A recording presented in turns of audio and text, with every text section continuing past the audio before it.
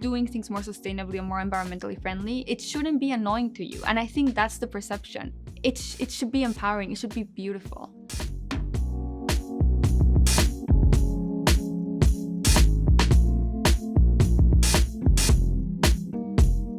Xiye Bastida, thank you so much for joining me. Thank you so much for having me. I'm so excited to chat with you.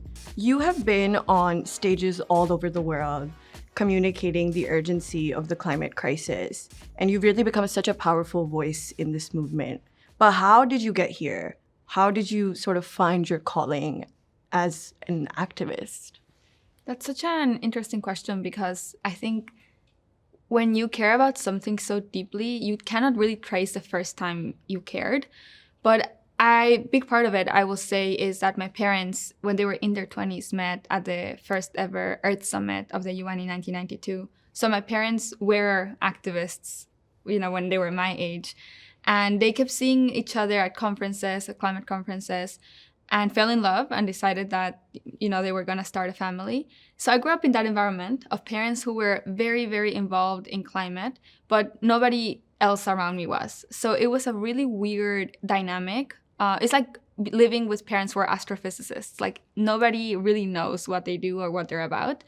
And you kind of talk about the terms, but it doesn't hit because it just seems so far away. And that all changed when I was 13 years old and my hometown flooded. I'm from a small hometown in Mexico called San Pedro Tultepec. And in 2015, we had the worst flood that my town had ever seen. That changed me, because it showed me that the climate crisis was here, that it was affecting our communities, my people. And it wasn't just the rain, it was the fact that our river overflowed, which is one of the most polluted rivers in Mexico. And that combination of pollution and a climate impact, with the fact that our town, because it's so small, doesn't get all the support it needs, is what we call the perfect storm. All of these intersections of injustice that ended up exposing me to just this deep feeling of unfairness, that wasn't okay. And I also hated the question, what do you want to do when you grow up? Because I always thought, why do I have to grow up to do something? And that's why I decided to become an activist at such a young age. The turning point was when I spoke at the UN for the first time at 15, and I spoke about this experience. And adults were shocked to see a young kid just being expressive and outspoken and talking about, asking, why aren't you teaching us about this? We are heading to a world that is so different than what it is today, and we're not being educated for that world. When they listened to me, I realized that we have to be part of this movement as young people. Absolutely. How does a 15-year-old get in front of the UN and talk about the climate crisis? How does that happen? How did you get your foot in the door? That's a good question. So my parents had been in the UN space for a really, really long time. And my dad always speaks about indigenous rights in that space. One time he was invited to speak at this UN Habitat event in Malaysia, and he couldn't go. So he told the organizers that I, as his daughter, could be a voice also for my community. And I don't know if they thought it twice, but they invited me. And so I crossed the world from New York to Malaysia by myself at 15. And I think it was a really important moment for me, because it showed me that my parents believed in me, first of all. And having people believe in you is such an important part of the belief you have in yourself. It also showed me that I was capable of doing things like these. And it showed me that I could have a voice if if you have people who you think won't listen to you. Sometimes it is really about just speaking up. And that's how it happened. And they invited me to speak several times after that. So it gave me a lot of empowerment. Yeah. Educate me. What is happening in the world right now that we should all be aware of?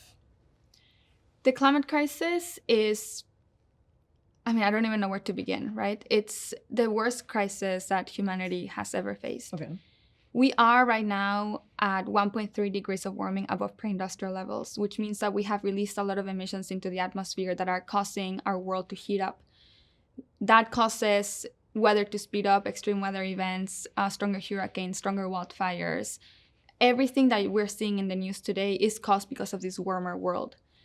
We are now heading to a world that by the end of the century, in 2100, is going to be 3 to 4 degrees above pre-industrial levels. So when our grandkids are our age, they are going to live the decisions that we make today, which is I don't think that's really being internalized by our policymakers, by just our institutions in general. And when the world is at that heat, because I don't want it to get there, right? If the world gets to that amount of heat, we have coral die-offs, we have shifting rain patterns, we could have a collapse of the AMOC, which is the current that makes it so that Europe is not frozen. Right now, all of the warmth of the equator goes to Europe. If that collapses, they will be as cold as Canada because they're in the same latitude, right? And like we know that because we see it in a map, but then we never asked, why is Europe so livable and we can go there and have a summer, you know? So it is just a very different world. And I'm actually part of this group called the Planetary Guardians, and we are ambassadors of something called the Planetary Boundary Science. The planetary boundaries are 9 sets of measurements to see how the health of the planet is doing. And we have breached 7 of the 9 planetary boundaries.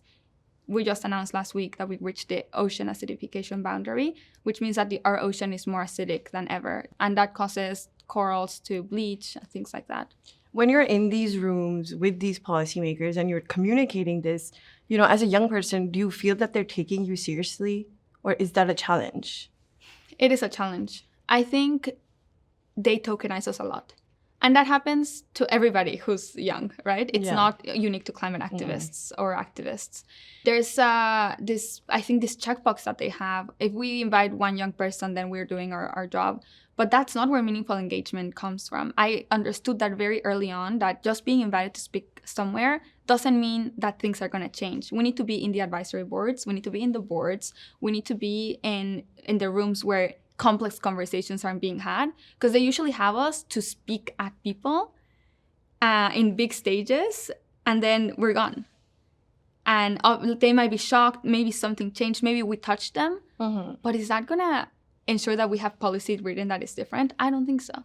So that's why lately, as I developed in my activism, and I went from being a high school student who did climate strikes to somebody who runs an international nonprofit, I decided that part of our training is going to be to teach youth how to be in these spaces of power, and if we're not invited, how to build our own.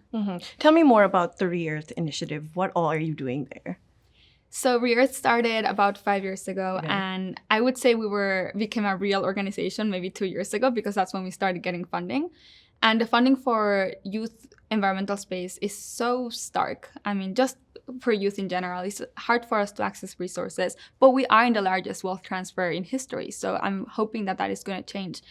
Youth get around 0.96% of all environmental funding, which is only 2% of all philanthropic funding. So of 100% of philanthropy, environment gets 2%, and we get less than 1% of that 2%. It's like tiny amount. And we want to bridge that gap, because we don't think it's fair that the youth who are building the world for tomorrow are so under-resourced, and there's such a big lack of capacity building. So what we do is something called the Regranting Program, and we have given grants to over 75 grants to over 60 grantee partners from all over the world, especially youth in the Global South, in frontline communities who are solutions-oriented. I think the time for striking was needed. We were all there in the street in 2019, but now we are not in high school, we're in college, we're young professionals. We have to start building our world. So that's where I'm focused on. How do we build the world? By believing in people. As people believed in me, I want to be a believer too. And so we have now dispersed, we're in a second cycle of regranting, and it's been incredible to see what happens when you believe in someone. And what are these, you know, as you're regranting, what is the money going to? What kinds of initiatives or programs are these other members of the youth putting the money towards? So, for example, we have one project that we support called Growing in Haiti. And it's a young person who is teaching his community about regenerative agriculture in Haiti. And when we started with regranting, they were able to build a whole institution, a whole school to train hundreds of youth. Yeah. And so it's that catalytic funding. It's the thing that unlocks the potential. We fund another organization called Latinas por el Clima, Latinas for Climate, and they represent young women in Latin America in international decision-making spaces. we found, I think there's so many, we found something called Climate Works, and they focus on defining words of the climate crisis so that people know what we mean when we talk about certain things, because we use so many words that for the world they might not mean a lot. So it's about access and meeting people where they're at. Yeah, and that's such a good point. There's terms like greenwashing, and sometimes even people are like, what is climate change? It's like as simple as that. There's people that don't know about it.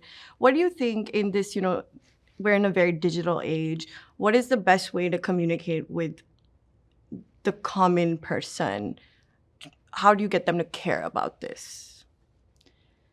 My perspective is that, well, rule number one of communication is you always need to meet people where they're at.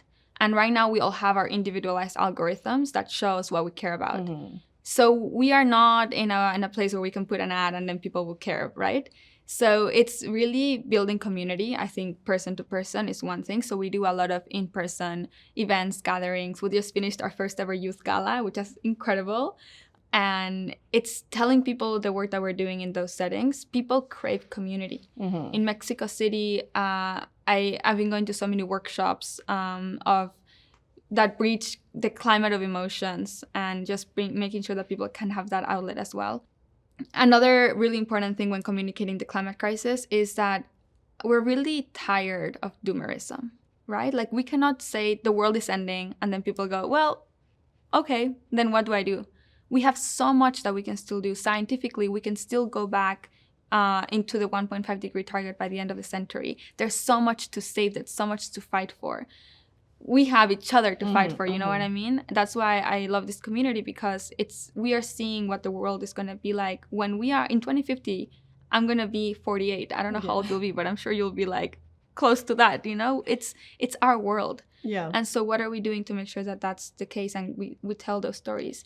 Yeah, I saw one of the talks you gave, and you said something to the effect of, instead of thinking of the climate crisis as this like negative thing, we need to start thinking about it not thinking about it in a positive way, but communicating things in a positive, which I think is what you were just saying right now, is like, saying that there are still things that can be done. Yes. Yeah.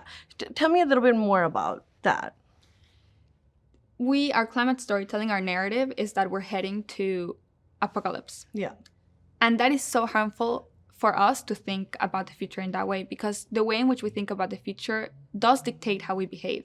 So what I've been telling people is there's so many communities that have seen their ends of the world. When indigenous communities were displaced or there was forced assimilation, that was an end, right? So we are actually already rebuilding the world.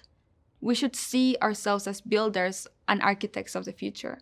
And that gives us so much more agency into what type of energy we show up with, which is why I am really, really solutions oriented, because it excites me to dream of a world that is beautiful. It excites me to think that imagining positive futures is medicine for us. I'm literally getting goosebumps just thinking of the possibilities of people who care so deeply and are willing to go above and beyond to build the societies that work for us. And, we're here talking about 30 under 30, right? So what are things that startups, especially founded by young people, should really be thinking about as they're, building these businesses and corporations that might one day be as big as like, Google or Microsoft? What would you tell them? Well, I have a lot of thoughts here. We have to build the world for us, right? Yeah. So I have so many friends who are entrepreneurs who are doing things very differently. I have a friend who's working on a company that builds materials to replace leather in all goods, because we know the fashion industry is one of the biggest things for our generation, but it's also one of the most harmful things for the planet. We produce around 100 billion pieces of clothing every year. We have enough clothes to dress the next 30 years of people without producing one more. I mean, we are really in more a crisis of overproduction than a crisis of overconsumption. And we don't really see it that way. We always criticize the consumer, but we also need to look at supply chain. We need to look at the amount of things that are being put out there. And that is when I think the beauty of the circular economy comes in. Everything that is waste in nature is always nutrients for the next cycle. Okay. We should see our world like that too. Like whatever we build cannot be just dead and waste. It has to be adding to the next cycle. That is the way Earth behaves. And if you think about it, the Earth, Mother Earth, has been teaching us how the most effective things to do things and has been developing that for millions of years. And we're here breaking that cycle as if we knew better. And if we just became part of those cycles of life, then we could thrive with the Earth and also have economies that are thriving and communities that are thriving. So that's I wouldn't call it advice because, they could listen to whoever they want. Yeah. But I think my very humble ask as somebody who shares this planet with my fellow peers who are building companies today is that they think of the planetary boundary framework when they build their businesses to make sure that we are stewarding the world for each other. Mm-hmm.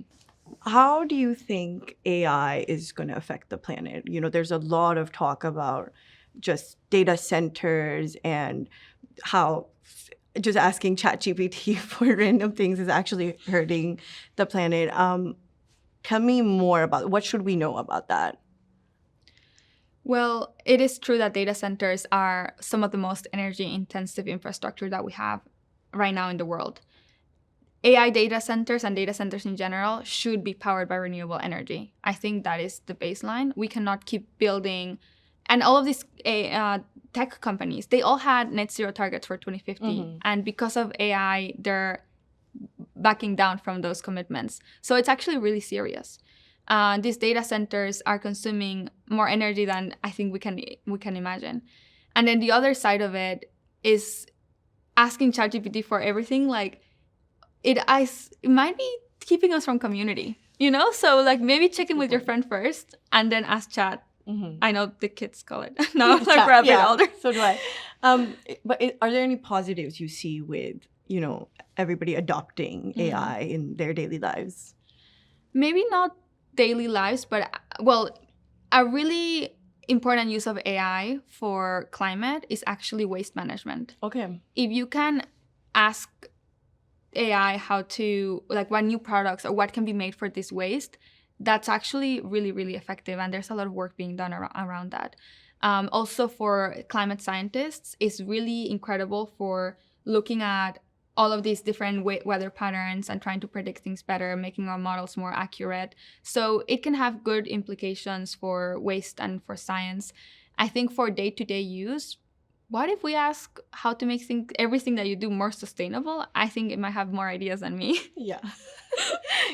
I mean, this is just what you've taken on, like the climate crisis and being the voice and an activist in the space. That can be a very emotionally draining sometimes. When we were talking earlier, you were talking about your rising signs and your sun and your moon. You were talking about how, your Cancer side makes you more emotional and sensitive, but your Aries side gives you the courage to still take on the challenge. But when it comes to, the work you do, how do you actually navigate, how do you handle it in a way that doesn't affect you personally? Or maybe it does affect you personally, and that's what drives you. I wanna know more about that. Yeah.